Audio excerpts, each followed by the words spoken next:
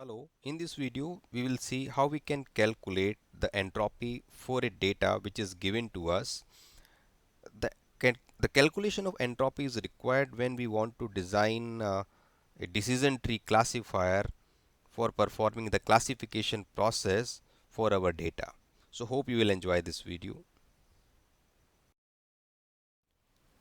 So first of all, we try to understand what is the meaning of entropy. So entropy is nothing but it is the measurement of randomness. The question is why we are trying to learn this entropy, because without entropy it is very difficult to calculate information gain.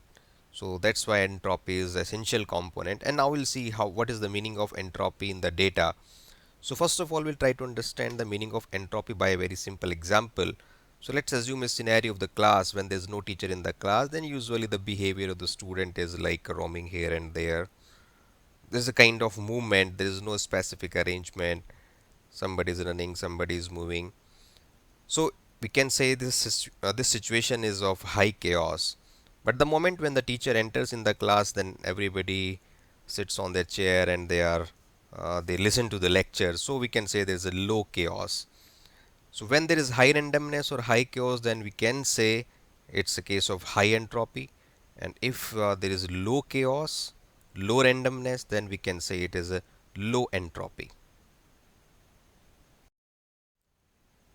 So the question may come in the mind why we are studying, why we are learning this entropy in context of decision tree classifier, and the answer is until unless we measure the randomness or the disordered, how much disordered my data is, we cannot decide the right attribute or the appropriate attribute from which we should start our journey of construction of decision tree. As we have seen in the previous video, we can take the decision at the root by assuming some attribute and we'll put some condition. Now the question is which attribute. If I am having n number of attributes and some labels also, then which attribute to be taken at the top for decision making and at the next level as well, so that I should get my results or my leaf nodes or my decisions in minimum number of the steps. That's why we need to consider the case of entropy or discuss the topic of entropy. So the formula for entropy is E, we generally denote it by E. E of D. D is the data after distribution, and summation of minus pi log pi base 2 and I equals to 1 to n. Here E denotes the entropy or impurity, or we sometimes call it as randomness. N is the total number of classes existing in an attribute.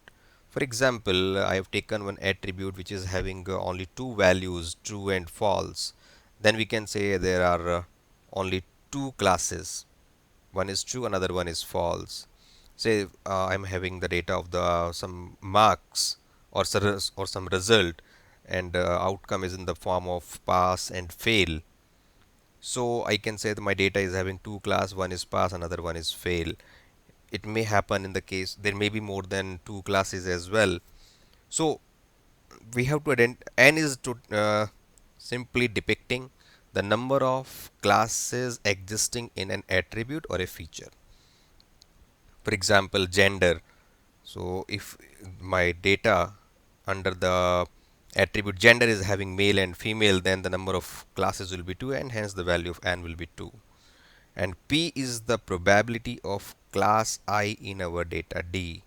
What does it mean? Say probability of gender male and gender female in the data. So say I am having two classes, I equal to 1 and I equal to 2. Gender is equal to male and gender equal to female. So the probability of gender male and probability of gender female. So that is known as PI. So now we'll try to understand the entropy by a simple graph. This is the formula which we have seen in the previous slide, and I am mapping the probability of any class Pi versus the entropy D, E of D. So let's take the example where I'm having an attribute shape having two classes, one is square, another one is circle. So if I plot the graph entropy versus probability of circle, then the graph will look like this in the ideal situation. So probability will range from 0 to 1. Similarly, the entropy will also vary from 0 to 1. And at the midpoint indicates when I am having equal number of circles and equal number of square in 50-50% proportion. In that case, my probability will be 0.5. Now at this point, when I am having all the squares, or at the extreme point where I am having all the circles, so in both the cases my entropy will be 0.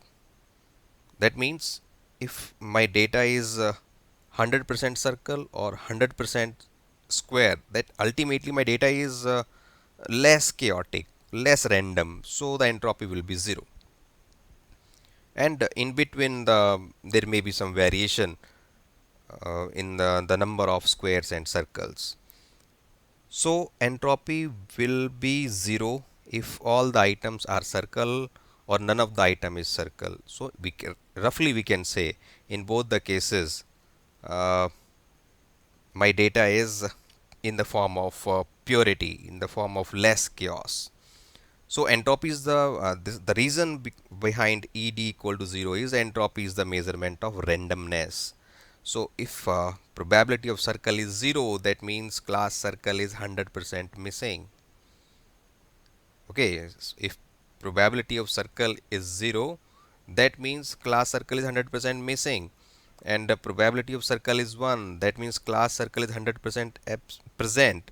So there is absolutely no randomness. Let's take one more example to better understand this. Suppose there is in a class there is an attribute attendance, and it has only two class, present and absent. When all the students are absent, there is no chaos. That means my entropy is 0. When all the students are present, still there is no chaos. My entropy will be 0. So that's why E of D equal to 0 if all circles are there or all squares are there. In between, when there is a disproportionate way, disproportionate number of circles and square, then we have some non-zero value of entropy.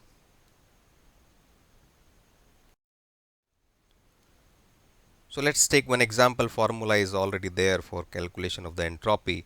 There is an attribute shape having some entries of circle and some of square. So that means there are only two classes. One is circle and the one is square.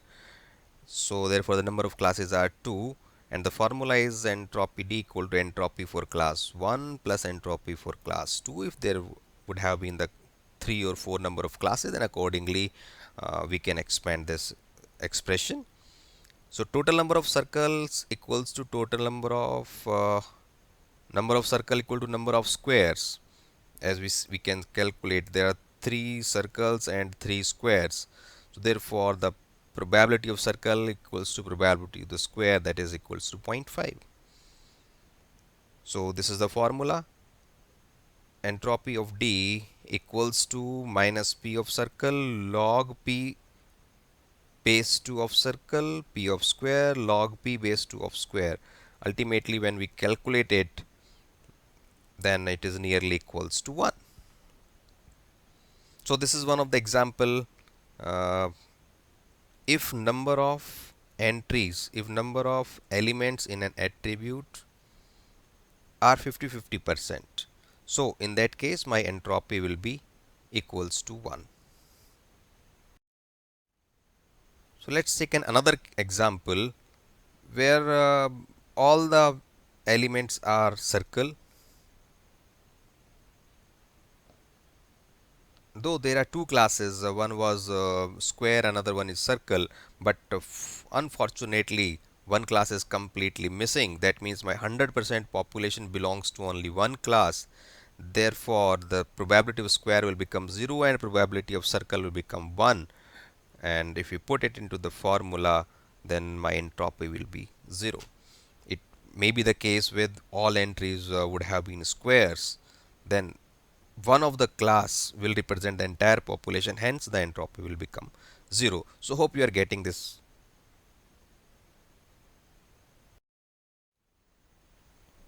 Thanks for watching this video.